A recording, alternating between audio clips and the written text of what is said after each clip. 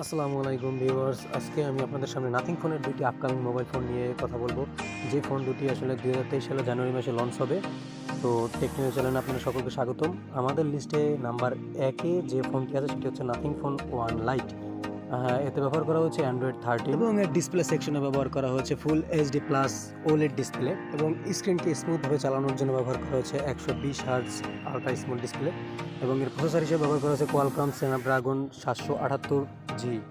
Camera section আসলে দেখতে পারবেন পিছনে দুটি ক্যামেরা ব্যবহার করা হয়েছে, একটি 50 এবং 12 মেগাপিক্সেল এবং সামনে একটি ক্যামেরা ব্যবহার করা হয়েছে সেটি 16 মেগাপিক্সেলের এবং এতে 6GB র্যামের সাথে 128GB রোম ব্যবহার করা হয়েছে।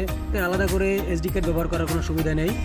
আর এই সবগুলোকে চালানোর জন্য ব্যবহার করা হয়েছে 5000 mAh এর ম্যাসিভ ব্যাটারি, যেটি চার্জ দেওয়ার জন্য ব্যবহার করা হয়েছে 33 ওয়াট কা ফাস্ট চার্জিং।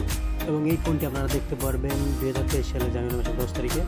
তো সবাই সাথেই থাকুন। এবং আমাদের নাম্বার 2-এ যে ফোনটি আছে সেটি হচ্ছে নাথিং ফোন 2।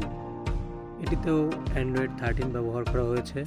ডিসপ্লে সেকশনে ব্যবহার করা হয়েছে 6.67 inch full HD plus OLED display এবং এটিকে রিফ্রেশ করার জন্য ব্যবহার করা হয়েছে 120 হার্টজ এবং এতে প্রসেসর হিসেবে ব্যবহার করা হয়েছে স্ন্যাপড্রাগন 8+ Gen 1। এর ক্যামেরা সেকশন আসলে দেখতে পারবেন ট্রিপল সেটআপ ক্যামেরা।